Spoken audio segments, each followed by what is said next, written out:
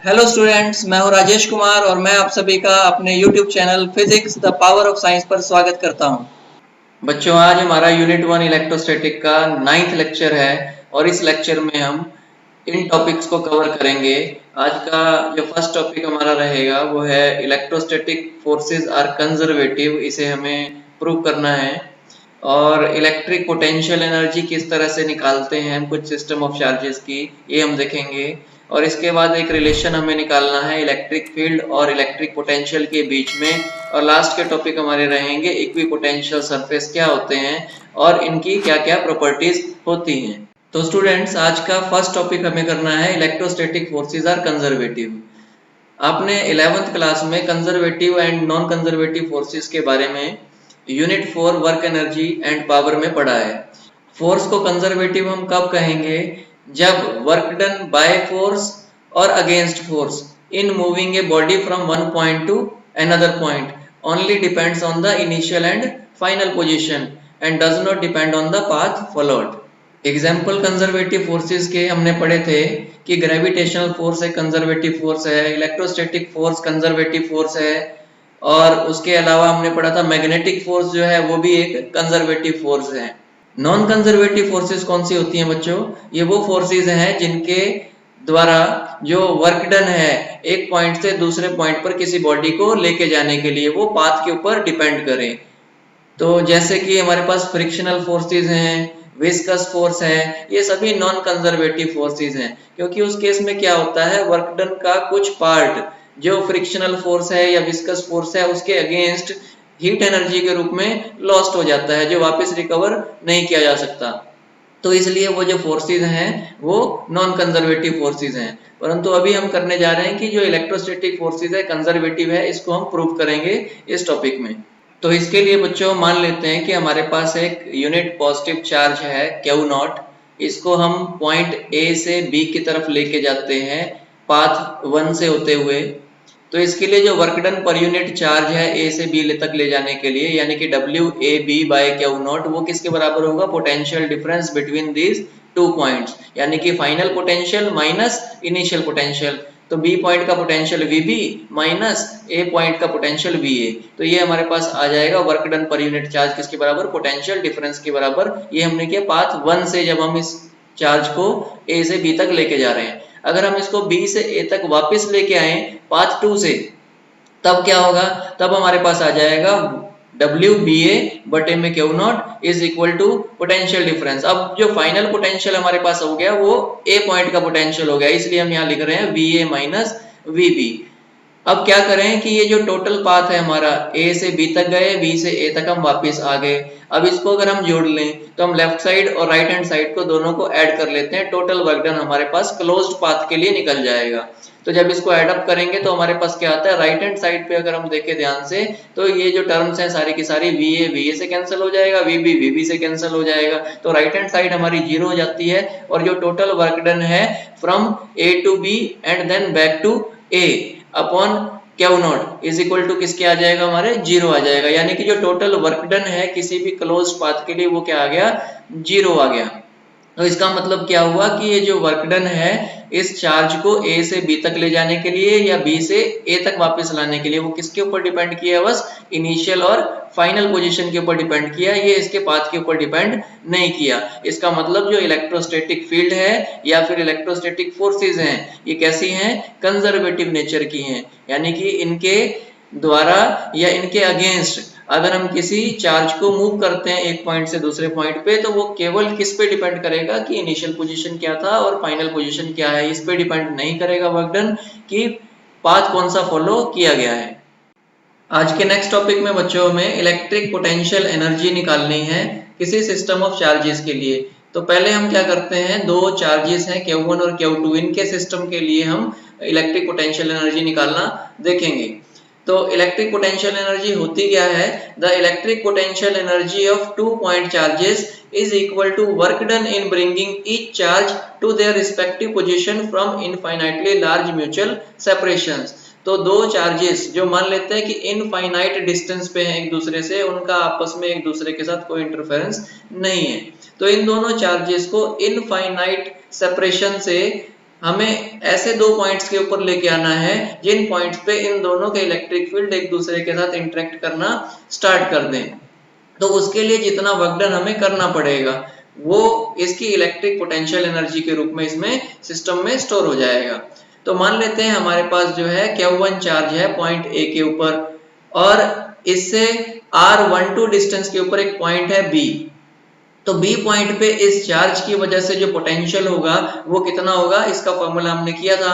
तो V is equal to 1/4πε0 charge upon distance. Charge हमारा कितना था, ये Q1 और डिस्टेंस कितना है पॉइंट का इस चार्ज से R12। तो हमारे पास V किसके बराबर आ गया, Q1/4πε0 R12।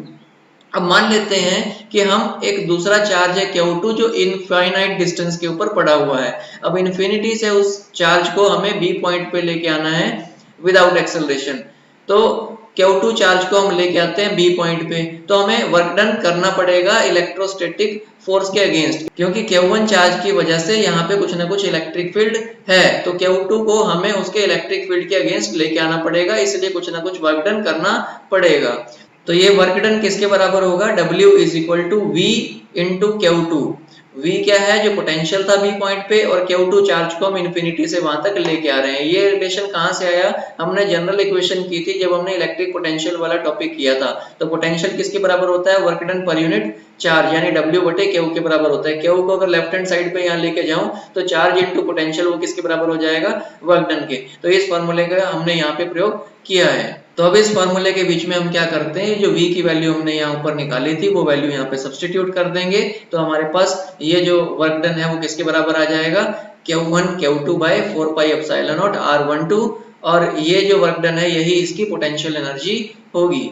अब मान लेते हैं यहाँ पे जो Q2 चार्ज है वो पॉइंट बी पे पहले से था और Q1 चार्ज को हमें इन्फिनिटी से ए पॉइंट के ऊपर लेके आना है। उस केस में अगर हम इसी तरीके से वर्क डन निकालेंगे तो उस केस में भी वर्क डन यही आएगा और पोटेंशियल एनर्जी भी सेम यही रहेगी। अगर मान लेते हैं कि दोनों ही चार्जेस जो हैं यहाँ पे नहीं थे और दोनों ही स्टार्टिंग में इनफाइनाइट डिस्टेंस पे थे, अब हमें सबसे पहले Q1 चार्ज को लेके आना है यहाँ पे। जब हम Q1 चार्ज को लेके आएंगे पॉइंट ए के ऊपर तो क्या होगा, यहाँ पे आसपास में कोई चार्ज ही नहीं है, तो इसलिए किसी भी तरह का इलेक्ट्रिक फील्ड नहीं है। तो हमें चार्ज Q1 को यहाँ तक लाने के लिए कोई वर्क डन नहीं करना पड़ेगा, तो उसकी पोटेंशियल एनर्जी क्या रहेगी, जीरो। तो जब हम Q1 को यहाँ पे ले आए तो उसकी पोटेंशियल एनर्जी कितनी है, जीरो। जब हम Q2 को वहां से लेके आएंगे तो वहां पे क्या होगा, Q1 का पहले से ही इलेक्ट्रिक फील्ड होगा, तो उस इलेक्ट्रिक फील्ड के अगेंस्ट हमें क्या करना पड़ेगा, कुछ वर्क डन करना पड़ेगा। तो अगर ये जो दोनों वर्क डन है, Q1 को वहां से लाने का वर्क डन था जीरो और Q2 को इन्फिनिटी से यहाँ तक लाने का जो वर्क डन है वो इसके बराबर होगा, जो इक्वेशन हमने निकाली है। तो जो टोटल वर्क डन है उस केस में भी यही आएगा और पोटेंशियल एनर्जी भी यही आएगी। तो बच्चों यहाँ पे तो हमने दो चार्जेस के सिस्टम के लिए पोटेंशियल एनर्जी निकाली। अब अगर दो के बजाय अगर तीन चार्जेस हमारे पास हों तब उस केस में पोटेंशियल एनर्जी कैसे निकालेंगे।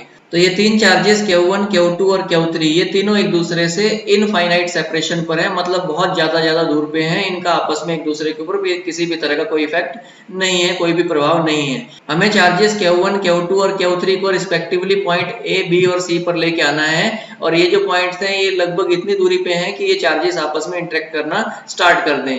तो इसके लिए पोटेंशियल एनर्जी हम कैसे निकालेंगे, तो मान लेते हैं सबसे पहले हम इनफाइनाइट डिस्टेंस से चार्ज Q1 को पॉइंट A के ऊपर लेके आते हैं। अब क्योंकि यहाँ पे पॉइंट B और C के ऊपर तो कुछ है ही नहीं, कोई और चार्जेस यहाँ पे नहीं है, तो यहाँ पे किसी भी तरह का इलेक्ट्रिक फील्ड नहीं है, इसलिए हमें किसी भी तरह का वर्क डन नहीं करना पड़ेगा। इसके लिए पोटेंशियल एनर्जी क्या होगी, जीरो होगी।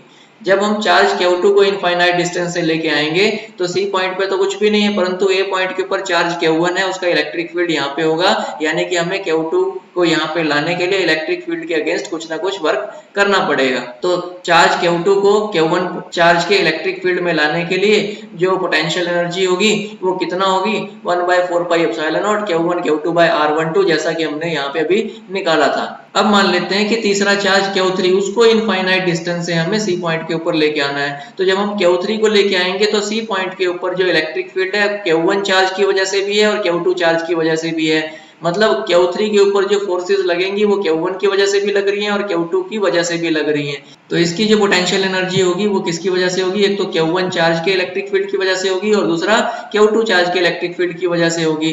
तो यहाँ इसकी जो पोटेंशियल एनर्जी है इसके दो पार्ट होंगे। एक तो हमारे पास होगा 1/4πε0 Q1 Q3 by R13 और दूसरा पार्ट इसका होगा 1/4πε0 Q2 Q3 by R23। तो ये जो जितनी भी पोटेंशियल एनर्जी हमने निकाली इन सभी का अगर एडअप कर देंगे तो जो टोटल पोटेंशियल एनर्जी है वो इसके बराबर निकल जाएगी। तो इस तरह से हमने 3 चार्जेस के लिए यहाँ पे पोटेंशियल एनर्जी निकाली। सिमिलरली 4 चार्जेस हो, 5 चार्जेस हो या n चार्जेस हो, उनके लिए भी पोटेंशियल एनर्जी हम निकाल सकते हैं। आगे आज का नेक्स्ट टॉपिक है बच्चों relation between electric field and potential, यानी कि हमें इलेक्ट्रिक फील्ड E और पोटेंशियल V के बीच में रिलेशन निकालना है। तो इसके लिए मान लेते हैं हमारे पास एक चार्ज है प्लस Q, O पॉइंट पे ये सिचुएटेड है। इसके इलेक्ट्रिक फील्ड के रीजन के अंदर हमारे पास दो पॉइंट हैं A और B। B पॉइंट का जो डिस्टेंस है O से वो है x और A से B पॉइंट के बीच का डिस्टेंस है dx। अब हमें क्या करना है कि एक चार्ज लेना है प्लस Q0, उसे हम A पॉइंट पे रखते हैं और यहाँ से हमें उसको B पॉइंट की तरफ मूव करना है। जब A पॉइंट पे इस चार्ज को हम रखेंगे तो इस Q0 चार्ज के ऊपर फोर्स लगेगी और कितनी फोर्स लगेगी? Q0 E के बराबर, चार्ज इनटू इलेक्ट्रिक फील्ड के बराबर। तो F वेक्टर बराबर किसके आ गया? Q0 E वेक्टर के बराबर। अब Q0 चार्ज को हमें A पॉइंट से B पॉइंट की तरफ मूव करना है। तो इलेक्ट्रिक फील्ड यहाँ आउटवर्ड डायरेक्शन में लग रहा है और हम इस चार्ज को इनवर्ड डायरेक्शन में ला रहे हैं, चार्ज की तरफ लेके जा रहे हैं। तो क्या होगा कि इलेक्ट्रिक फील्ड के अगेंस्ट हमें कुछ ना कुछ वर्क डन करना पड़ेगा। तो वो जो वर्क डन है वो किसके बराबर होगा? फोर्स इनटू डिस्प्लेसमेंट, यानी F vector dot dx vector.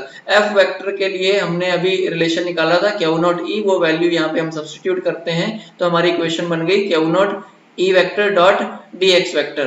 जब हम इस डॉट प्रोडक्ट को हटाएंगे, वेक्टर को रिमूव करेंगे तो हमारे पास यहाँ पे क्या लगेगा? cos थीटा लगेगा। और यहाँ पे जो एंगल है E वेक्टर और dx वेक्टर के बीच में वो कितना? 180 डिग्री, क्योंकि जो dx है वो है A से B की तरफ, परंतु E वेक्टर जो है ये आउटवर्ड यानी कि उसके ऑपोजिट डायरेक्शन में है। तो यहाँ इन दोनों वेक्टर्स के बीच का जो एंगल है वो 180 डिग्री है। cos 180 की वैल्यू हमें पता है कितनी होती है? -1। तो इक्वेशन हमारे पास आ गई माइनस Q0 E dx। ये जो Q0 है इसको अगर हम लेफ्ट साइड में लेके जाएं तो लेफ्ट साइड में dw था, उसके डिवाइड में ही जाएगी। तो हमारे पास आ गया dw by Q0 is equal to minus E dx। Now according to definition of potential difference, जो पोटेंशियल डिफरेंस है उसको हम dv से लिखते हैं। वो किसके बराबर होता है? Work done per unit charge के बराबर होता है। तो यहाँ से हमारे पास जो पोटेंशियल है, चेंज इन पोटेंशियल dv, वो किसके बराबर आ गया? माइनस E dx के बराबर आ गया, क्योंकि ये जो work done per unit charge है ये माइनस E dx के बराबर भी है। तो अब हम क्या करते हैं इस इक्वेशन में, E को इसी साइड रखते हैं और माइनस dx को दूसरी साइड लेके जाएंगे तो माइनस का निशान और dx जो है वो डिवाइड में चला जाएगा। तो हमारे पास जो इक्वेशन बनेगी वो बनेगी E is equal to minus dv by dx, यानी कि ये जो क्वांटिटी है ये क्या आ गई हमारे पास? पोटेंशियल चेंज हो रहा है, change in potential with respect to distance. तो कोई भी क्वांटिटी अगर डिस्टेंस के साथ चेंज होती है उसे हम ग्रेडियंट बोलते हैं। तो यहाँ पे पोटेंशियल डिस्टेंस के साथ चेंज हो रहा है तो इसे हम बोलेंगे पोटेंशियल ग्रेडियंट। यानी कि इलेक्ट्रिक फील्ड जो है वो किसके बराबर है? Electric field is equal to negative potential gradient. Electric field किसके बराबर है? नेगेटिव पोटेंशियल ग्रेडियंट के बराबर है। तो नेगेटिव साइन यहाँ पे क्या इंडिकेट कर रहा है कि potential decreases in the direction of electric field, यानी कि इलेक्ट्रिक फील्ड की डायरेक्शन में पोटेंशियल क्या होता है? डिक्रीज करता है, फॉल करता है। तो यहाँ से बच्चों हमारे पास इलेक्ट्रिक फील्ड इंटेंसिटी की एक और यूनिट आती है। इलेक्ट्रिक फील्ड इंटेंसिटी किसके बराबर यहाँ से आ गया? dv बाय dx, यानी कि पोटेंशियल और डिवाइड में क्या है? डिस्टेंस। पोटेंशियल के लिए यूनिट हमारे पास क्या होती है? वोल्ट, और डिस्टेंस को किस में मापते हैं? मीटर में। तो वोल्ट पर मीटर, एक और हमारे पास यूनिट आ गई वोल्ट पर मीटर। इससे पहले हमने इलेक्ट्रिक फील्ड के लिए यूनिट की थी, वो क्या की थी? E is equal to F by Q, यानी कि फोर्स बटे चार्ज, यानी कि न्यूटन पर कूलम। ये पहले हम यूनिट कर चुके हैं, एक और ये सेकंड यूनिट जो है इस चैप्टर से हमारे पास आई। तो बच्चों यहाँ पे एक बात नोट करने की है कि इलेक्ट्रिक पोटेंशियल जो है वो एक स्केलर क्वांटिटी है, परंतु जो ये हमारे पास इलेक्ट्रिक पोटेंशियल ग्रेडियंट है ये वेक्टर क्वांटिटी है। क्यों है? क्योंकि ये जो पोटेंशियल ग्रेडियंट है ये न्यूमेरिकली किसके इक्वल आ गया? इलेक्ट्रिक फील्ड के इक्वल आ गया। और इलेक्ट्रिक फील्ड कैसी क्वांटिटी है? Vector quantity. तो अगर इलेक्ट्रिक फील्ड वेक्टर क्वांटिटी है तो ये जो पोटेंशियल ग्रेडियंट है ये भी एक वेक्टर क्वांटिटी होगी। ठीक है। और बच्चों दूसरी बात यहाँ पे नोट करने की है कि किसी भी गिवन वैल्यू ऑफ डीवी यानी कि कोई दो पॉइंट है या दो इक्विपोटेंशियल सरफेसेस हैं, उनके बीच का अगर पोटेंशियल डिफरेंस कांस्टेंट है तो उस केस में जो इलेक्ट्रिक फील्ड है वो इनवर्सली प्रोपोर्शनल होगा dx के अकॉर्डिंग टू दिस इक्वेशन, क्योंकि अगर dv कांस्टेंट होगा तो इलेक्ट्रिक फील्ड इनवर्सली प्रोपोर्शनल होगा dx के। इसका मतलब क्या हुआ? इसका मतलब ये हुआ कि अगर किसी रीजन में इलेक्ट्रिक फील्ड लार्ज है तो उस केस में वहां पे क्या होगा, dx स्मॉल हो जाएगा, यानी कि उन दो पॉइंट्स या फिर दो सरफेसेस के बीच की जो दूरी है वो कम हो जाएगी। It means equipotential surfaces are crowded in the region of strong electric field and vice versa। तो बच्चों ये जो टॉपिक हमने किया है इलेक्ट्रिक फील्ड और पोटेंशियल के बीच का रिलेशन हमने निकाला है E is equal to minus D V by D X. ये काफी इंपॉर्टेंट रिजल्ट है और इसका कई न्यूमेरिकल प्रॉब्लम्स में भी यूज होगा और कंपटीशन के लिए या फिर आपके एग्जाम्स के लिए ये बहुत ही ज्यादा इंपॉर्टेंट टॉपिक है। स्टूडेंट्स आज का नेक्स्ट टॉपिक है इक्विपोटेंशियल सरफेसेस। तो ऐसे सरफेस जिसके हर पॉइंट के ऊपर इलेक्ट्रिक पोटेंशियल क्या हो, सेम हो, ऐसे सरफेसेस को हम क्या बोलते हैं, इक्विपोटेंशियल सरफेस। तो जैसे कि मान लेते हैं यहाँ पे एक पॉइंट चार्ज है प्लस क्यू, इससे इक्वी डिस्टेंट जितने भी पॉइंट होंगे इसके पास में, अगर उन पॉइंट्स को अगर हम मिला देंगे तो हमें जो सरफेस मिलेगा वो कैसा मिलेगा, स्फेरिकल सरफेस मिलेगा। ठीक है, तो ये मान लेते हैं कि ये सबसे छोटे रेडियस का ये जो स्फीयर हमारे पास आया, इसके ऊपर हर पॉइंट के ऊपर पोटेंशियल क्या आ जाएगा, सेम। अब इससे थोड़ी सी ज्यादा रेडियस वाला अगर हम इसके सरफेस लें, अगला स्फीयर लें यहाँ पे, तो उसके भी हर एक पॉइंट पे पोटेंशियल क्या रहेगा, सेम, परंतु उसका पोटेंशियल ये जो अंदर कम रेडियस वाला जो स्फीयर था इसके पोटेंशियल से क्या आएगा, डिफरेंट आएगा। तो यहाँ पे जितने भी ये डॉटेड लाइंस के द्वारा स्फीयर दिखा रखे हैं इन सभी का एक दूसरे से पोटेंशियल अलग अलग है, परंतु एक सरफेस के ऊपर जितने भी पॉइंट हैं उनका जो पोटेंशियल है वो क्या, सेम रहेगा। इसलिए जैसे कि ये एक इक्विपोटेंशियल सरफेस है, ये सबसे बाहर वाला, ये सबसे ज्यादा रेडियस वाला स्फीयर है, इसके ऊपर जितने भी पॉइंट होंगे वो क्या होंगे, सेम पोटेंशियल पे होंगे, तो ये भी एक इक्विपोटेंशियल सरफेस है। तो ये था कि आइसोलेटेड पॉइंट चार्ज के केस में हम किस तरह से इक्विपोटेंशियल सरफेसेस को ड्रॉ कर सकते हैं। और याद रखने वाली बात एक और है यहाँ पे कि जो इलेक्ट्रिक फील्ड है वो हमेशा इस इक्विपोटेंशियल सरफेस के परपेंडिकुलर होता है। तो यहाँ पे इलेक्ट्रिक फील्ड ऊपर की तरफ जा रहा है और यहाँ पे भी सरफेस के ऊपर मैं टेंजेंट अगर यहाँ पे लूं तो टेंजेंट के साथ इस इलेक्ट्रिक फील्ड का एंगल कितना आएगा, 90 डिग्री का आएगा। तो ऑल डायरेक्शन में, किसी भी डायरेक्शन में अगर हम जाएं तो इलेक्ट्रिक फील्ड हमेशा इक्विपोटेंशियल सरफेस के परपेंडिकुलर होगा। आगे बच्चों, यूनिफॉर्म इलेक्ट्रिक फील्ड के केस में इक्विपोटेंशियल सरफेसेस कैसे होंगे, पैरेलल प्लेन्स होंगे with their surfaces perpendicular to the line of force. तो यहाँ पे इलेक्ट्रिक फील्ड को पैरेलल लाइंस के द्वारा दर्शाया गया है और इसकी जो डायरेक्शन है वो लेफ्ट से राइट की तरफ है। और इलेक्ट्रिक फील्ड के जो परपेंडिकुलर यहाँ पे ये प्लेन्स बनाए गए हैं, ये जो प्लेन है ये क्या दर्शा रहे हैं, ये हमें इक्विपोटेंशियल सरफेस को दर्शा रहे हैं। तो इक्विपोटेंशियल सरफेस इलेक्ट्रिक फील्ड के कैसे आएंगे, परपेंडिकुलर डायरेक्शन में आएंगे। यहाँ पे जैसे कि मान लेते हैं ये फर्स्ट प्लेन ये दिखा रखा है, इस प्लेन के ऊपर जितने भी पॉइंट्स होंगे ये सारे सेम पोटेंशियल पे होंगे। ऐसे ही ये जो दूसरा प्लेन है इसके ऊपर भी जितने पॉइंट होंगे वो सारे के सारे पॉइंट्स सेम पोटेंशियल पे होंगे, परंतु ये जो दोनों प्लेन्स हैं इन दोनों का पोटेंशियल एक दूसरे से अलग होगा। अब बच्चों डाइपोल के केस में हम देखते हैं कि इक्विपोटेंशियल सरफेस को किस तरह से ड्रॉ किया जा सकता है। तो डाइपोल में हमें पता है two equal and opposite charges होते हैं। तो मान लेते हैं एक प्लस का चार्ज है, यहाँ पे एक माइनस का चार्ज है। इलेक्ट्रिक फील्ड लाइंस की डायरेक्शन यहाँ पे ये दिखा रखी है कि प्लस वाले चार्ज से ये आउटवर्ड डायरेक्शन में बाहर निकल रही है और माइनस वाले चार्ज पे ये बाहर से अंदर की तरफ आ रही है। और बच्चों यहाँ पे इक्विपोटेंशियल सरफेस को ये जो डॉटेड स्फीयर्स दिखा रखे हैं दोनों ही चार्जेस के अराउंड इसके द्वारा दिखाया गया है। तो बच्चों अभी हमने पिछले टॉपिक के अंदर रिलेशन किया था E is equal to minus D V by D R. वहां से हमने देखा था कि अगर dv सेम हो तो उसके लिए इलेक्ट्रिक फील्ड जो है इनवर्सली प्रोपोर्शनल होता है dx के, यानी कि जहां पे इलेक्ट्रिक फील्ड स्ट्रांग होगा वहां पे इक्विपोटेंशियल सरफेस के बीच की जो दूरी है वो क्या हो जाएगी, कम हो जाएगी। तो यहाँ पे क्या हो रहा है कि जो दो चार्जेस हैं, एक प्लस का और एक माइनस का, इनमें अट्रैक्शन की वजह से ये जो लाइंस हैं इन दोनों चार्जेस के बीच में लाइंस काफी क्लोज आ जाती हैं और जहां पे इलेक्ट्रिक फील्ड लाइंस क्लोजर होंगी वहां पे इलेक्ट्रिक फील्ड क्या होगा, स्ट्रॉन्गर होगा।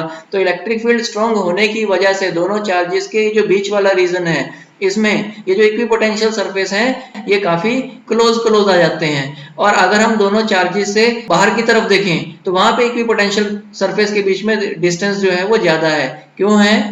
क्योंकि यहाँ पे जो इलेक्ट्रिक फील्ड है वो अंदर वाले साइड के कंपेयर में क्या है, वीक है। इसलिए यहाँ पे जो इक्विपोटेंशियल सरफेस है इनके बीच का जो गैप है वो बढ़ जाता है, पर अंदर क्योंकि इलेक्ट्रिक फील्ड स्ट्रॉन्ग है वहां पे जो इक्विपोटेंशियल सरफेस है ये काफी क्राउडेड हो जाते हैं।